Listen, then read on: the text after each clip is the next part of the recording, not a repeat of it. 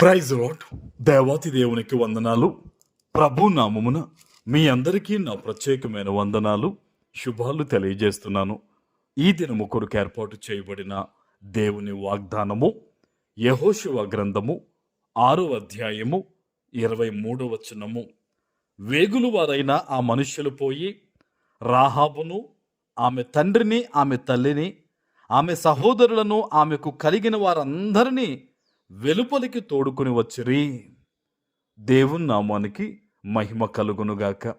ఈ ఉదయకాల సమయంలో సర్వ సృష్టికర్త అయిన నీ తండ్రి నిన్ను ఆశీర్వదించి గొప్ప వాగ్దానాన్ని నీకు అందిస్తూ ఉన్నారు. హల్లెలూయా.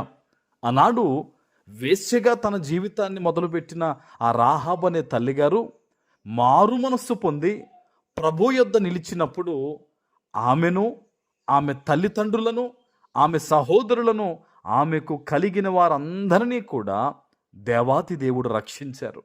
ఈరోజు ఈ వాగ్దానాన్ని ఎలాంటి పరిస్థితుల మధ్య నీ వింటూ ఉన్నావో, నువ్వు చేస్తున్న ప్రార్థన, నీవు కారుస్తున్న కన్నీటిని బట్టి ఇదిగో ప్రభు సెలవిస్తూ ఉన్నారు. ఆనాడు రాహాబుతో పాటు వారి కుటుంబం అంతా రక్షణ పొందుకున్నట్టుగా ఈరోజు నీతో పాటు నీ కుటుంబము అంతా కూడా రక్షణలోకి రాబోతూ ఉంది. ఆమెన్.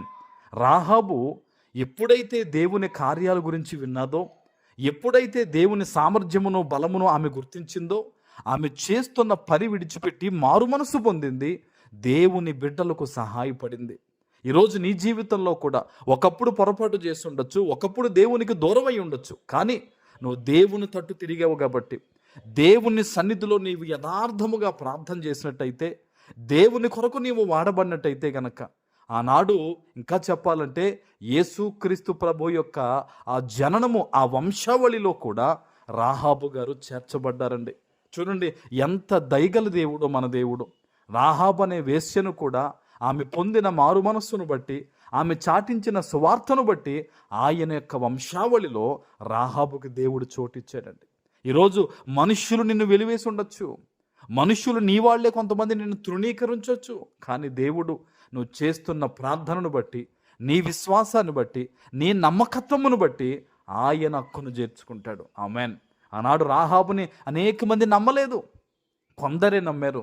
వారే రాహాబు ఇంటికి వచ్చారండి, వారందరూ రక్షణ పొందారట.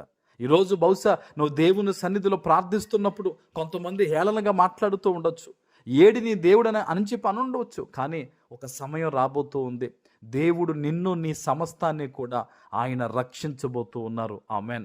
ఈరోజు బహుశా ఈ వాగ్దానం వినేటప్పుడు కొన్ని ఇబ్బందుల మధ్య ఉన్నావా, సమస్యలతో ఉన్నావా, నలగొట్టబడుతూ ఉన్నావా, నీకు శుభవార్త, నీకు రక్షణ వచ్చింది ఈరోజు.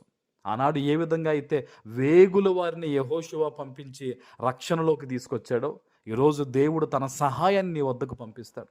ఎవరి ద్వారా ఎలా వస్తుందో తెలియదు, కానీ నిన్ను విడిపించే ఒక సహాయము నీ వద్దకు రాబోతూ ఉంది. విశ్వాసంతో ఈరోజు ఈ వాగ్దానం ఎత్తిపెట్టి ప్రార్థన చేయి, దేవుడే తన సహాయాన్ని నీకు పంపిస్తారు.